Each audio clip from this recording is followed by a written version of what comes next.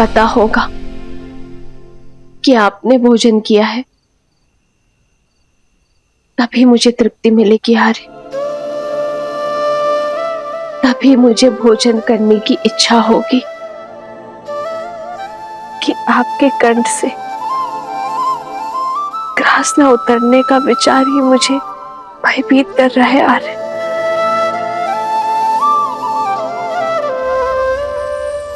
श्री राम श्री राम।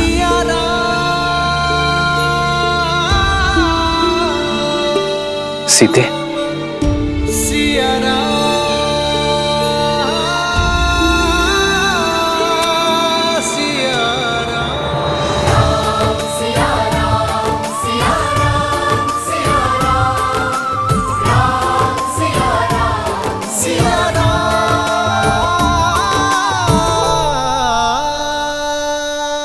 कब तक स्वयं को भूखा रखेंगे आर्य? जब तक ये ना जान जाओ कि मेरी सीता ने भोजन किया है या नहीं। कभी आपसे पहले भोजन किया है मैंने? इसीलिए तो सीते। आर्य, जब दो लोगों में गहन और सच्चा प्रेम हो तो वो एक दूसरे का प्रतिबिंब बन जाते हैं। एक दूसरे से दूर होकर भी एक दूसरे से अलग नहीं हो पाते। एक का सुख दूसरा अनुभव करता है, एक का दुख दूसरे को व्याकुल करता है। आर्य, यदि आप सुखी नहीं रहेंगे, जीवित रहने का मार्ग नहीं खोजेंगे, तो मैं सुख के साथ अपना जीवन कैसे व्यतीत कर पाऊंगी आर्य? मेरे लिए, मेरे गर्भ में पल रही संतान के लिए आपका सामान्य होना आवश्यक है आर्य। इसलिए स्वयं को क्षमा कर दीजिए। भाग्य के इस लेख को स्वीकार लीजिए आर्य, और हमारे वियोग को एक नए सौभाग्य का प्रारंभ समझकर आगे बढ़िए। ये मस्तिष्क तुम्हारी कही हर बात मानता है सीते, पर इस मन का क्या करूं? जैसे मैं अपनी संतान के स्वास्थ्य, उसके सुख के लिए तत्पर हूं, वैसे ही आपको आपकी संतान अयोध्या की प्रजा के बारे में सोचना होगा आर्य।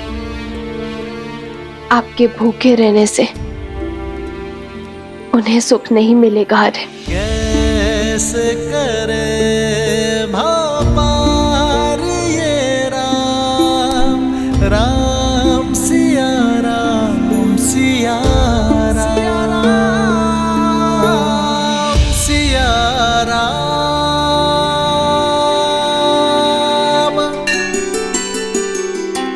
प्रेम समर्पण करुणा ज्ञान से है भरा दो प्यारा नाम। जय सिया राम, जय जय सिया राम, जय सिया राम, जय जय सिया राम। मैं जानता हूं सीते, जब तक मेरे मुख में ग्रास नहीं जाएगा, तब तक तुम भी नहीं खाओगी। इसलिए मैं अपना व्रत तोड़ता हूं। तुम भी खा लो सीते।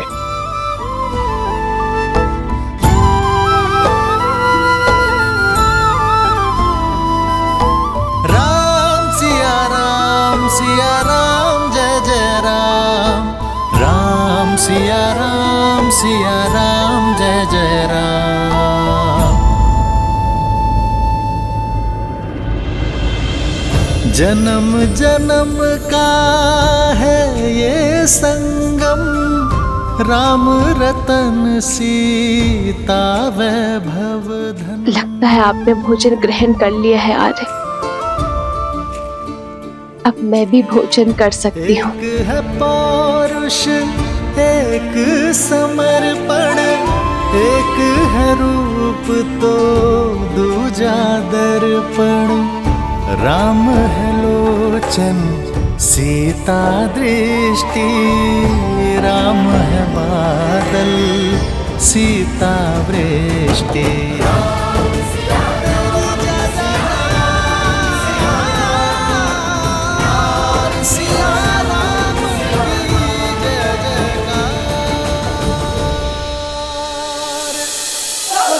बचाओ बचाओ बचाओ बचाओ बचाओ, बचाइए बचाइए बचाइए बचाइए बचाइए बचाइए बचाइए, मुझे क्षमा कर दे, मुझसे त्रुटि हो गई। क्षमा करें महाराज, क्षमा करें महाराज, क्षमा करें। जब से आपने महारानी का त्याग किया है, तब से मेरे पति आत्मग्लानि में दिन भर दिन घुट घुट के जी रहे। महाराज, मैंने उनको क्षमा कर दिया महाराज, मुझसे क्षमा मांगना चाहते हैं महाराज, पर आपसे दृष्टि मिलाने की शक्ति नहीं है उनके पास महाराज, इस वजह से वो आपसे क्षमा मांगने नहीं आ पाए महाराज। जब तक आप इन्हें क्षमा नहीं करेंगे, तब तक ये अयोध्या वासी भी इन्हें क्षमा नहीं करेंगे महाराज। आप क्षमा कर दीजिए महाराज, देखिए इनका क्या हालत कर दिया इन लोगों ने महाराज। मुझे क्षमा कर दीजिए, मुझसे त्रुटि हो गई महाराज, खुदा भी ऐसा नहीं करूंगा।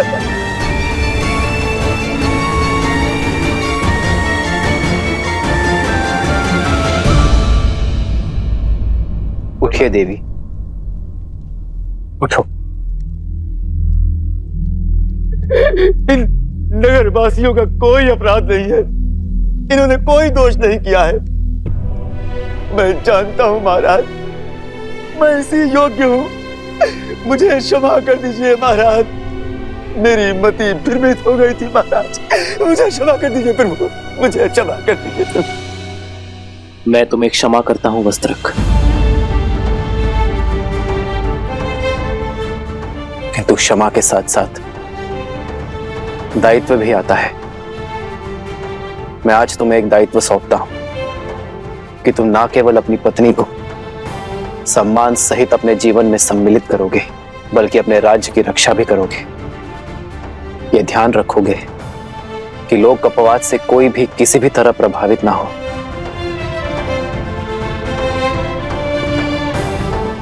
वस्त्रक, अब मेरे साथ साथ तुम भी राज्य की सेवा का दायित्व उठाओगे।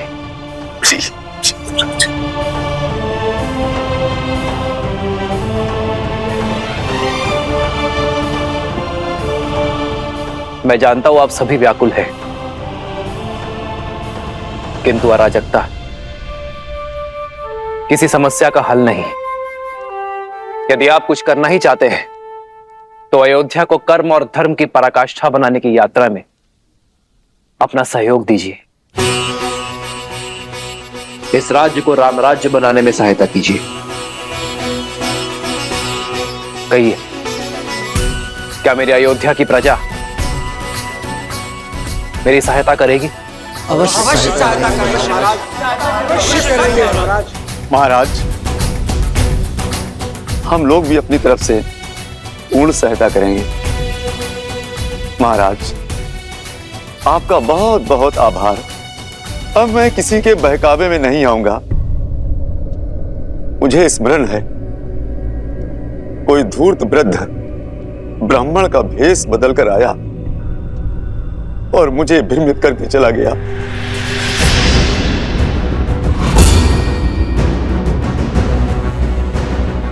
वस्त्रक, किस वृद्ध ब्राह्मण के बारे में कह रहे हो तुम? कौन है वो, कहां रहता है, बताओ मुझे। मैं उसे घसीट कर यहाँ इस सभा में लेकर आऊंगा।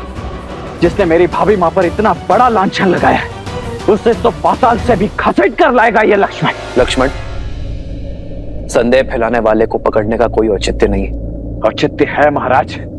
ये वही व्यक्ति है जिसके कारण आपने मेरी भाभी मां को वनवास दे दिया है। हमारा समस्त परिवार तार तार हो चुका है और आप कह रहे हैं कि उसका सत्य जानकर भी इतने शांत कैसे रह सकते हैं आप? यही तो वो व्यक्ति चाहता है कि हमारा बल,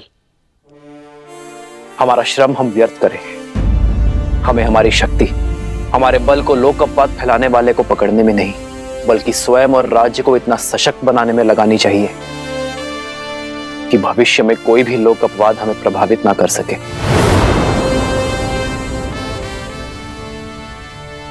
परंतु मैं तो उस पापी को खोज कर रहूंगा जिसके कारण मेरी भाभी मां को उन्हें वनवास का दंश सहना पड़ा।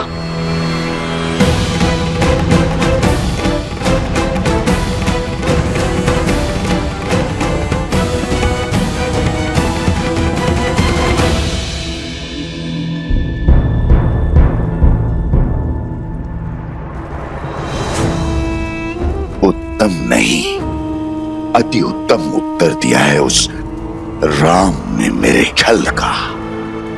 करुणा और त्याग का आवरण ओढ़कर छल का ऐसा लट्टू फेंका है कि सब चारों खाने चित त्याग का डंका बजाकर पुनः अयोध्या का प्रेम पा लिया।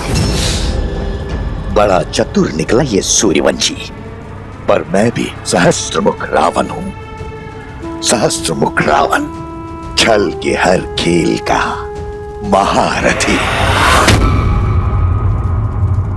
तो बातें ही बनाते रहेंगे या दिखाएंगे जौहर अपना? वहां धर्म का स्वरूप वो राम राज्य बना रहा है, अनंत काल तक पूजे जाने का मार्ग प्रशस्त कर रहा है, और तुम एक क्षण की ये जीत का उत्साह मना रहे हो। मूर्ख,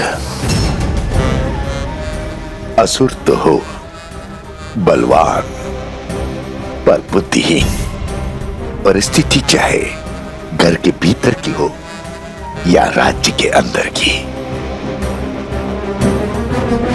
रणनीति सदा ही उभरती परिस्थितियों की प्रतिक्रिया होती है। तो फिर इस परिस्थिति से लड़ने के लिए तुम्हारे पास क्या योजना है भैया? यात्रा, अपनी माया से सीता को खोजने की तीर्थ यात्रा, और उसके बाद मुझे उसे खोजना है जो मेरी योजना का सहायक बने, अपने प्राणों की आहुति देकर मेरे लिए सफलता की सीढ़ी बने। कौन? धीरज रखो प्रिय बहन, धीरे धीरे तुम्हें साफ दिखाई और सुनाई देने लगेगा। आशा करती हूँ कि इस बार जीत तुम्हारी ही होगी, और यदि नहीं हुई तो इस प्रतिशोध की पतवार मुझे ही थामनी होगी।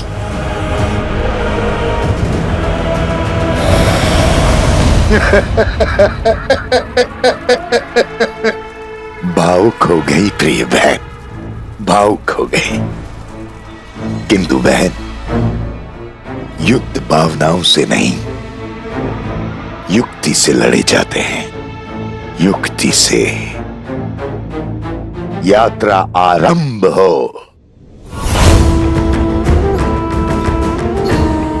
वो यात्रा जो सीता तक जाकर पूरी होगी। मैं आ रहा हूं देवी सीता, मैं आ रहा हूं।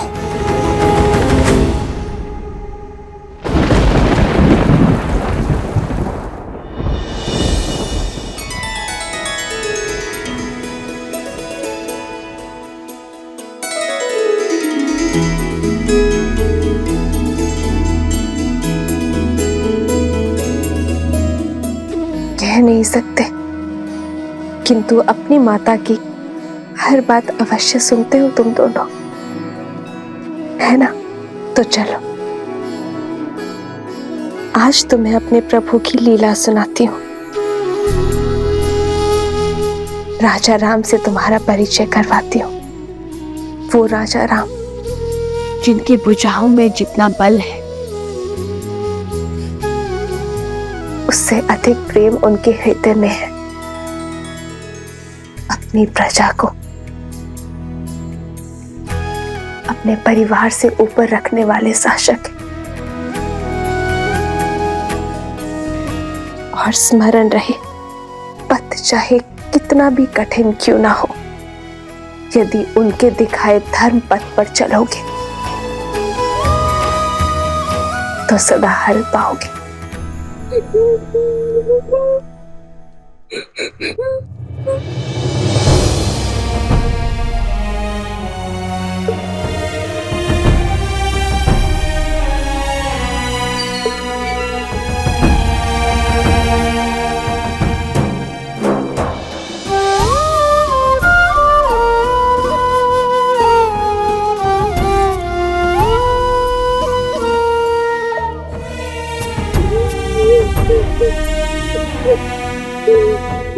तुम रो क्यों रहे हो?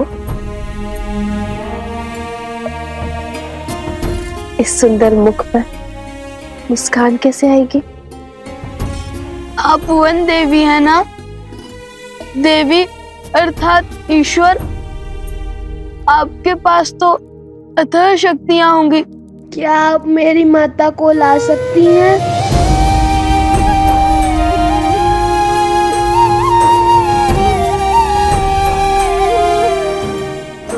कुमुदनी,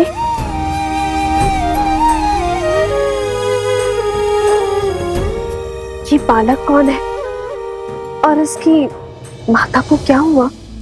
वो शांडिल्य है। 2 वर्ष पहले एक दिन उसकी माता वन में गई और फिर कभी नहीं लौटी। वो तब से अपनी माता की प्रतीक्षा कर रहा है।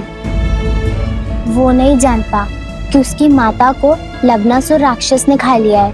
अब वो कभी नहीं लौटेंगी। लवणासुर?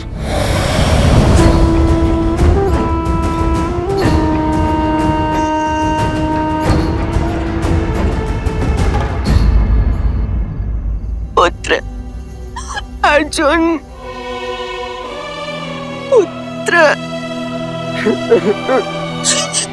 पुत्र अर्जुन, तुम कहीं नहीं जाओगे। सुना तुमने? तुम कहीं नहीं जाओगे। क्षमा करना बहन, मैं विवश हूँ।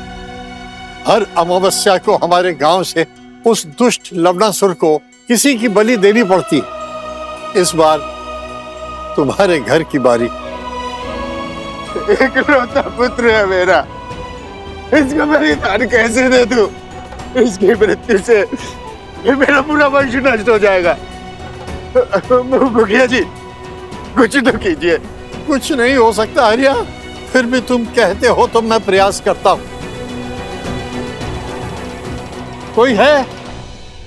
अरे है कोई जो पुत्र अर्जुन के स्थान पर अपना बलिदान देने को सज्ज हो?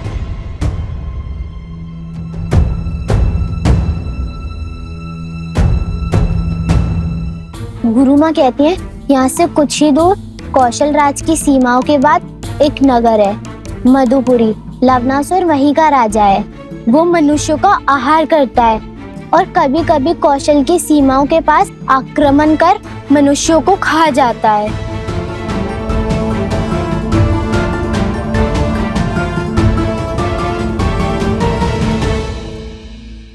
तुम मेरी एक सहायता करोगी?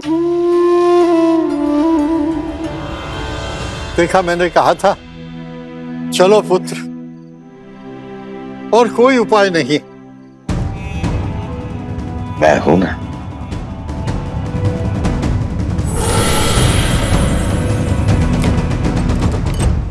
रुक जाओ।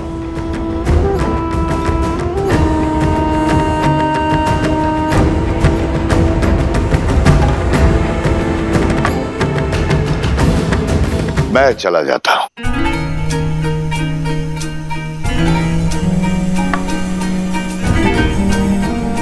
तीर्थ यात्रा पर जा रहा, मुक्ति पाने। अच्छा अवसर प्राप्त हुआ है।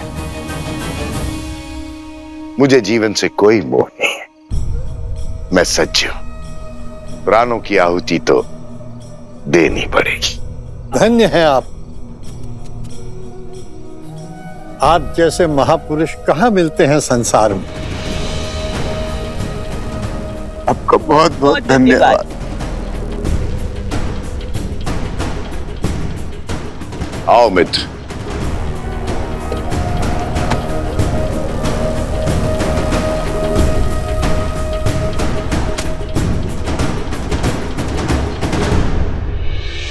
चलो मित्र, मार्ग सरल नहीं होगा, अंत तक पहुंचना है सिया राम के।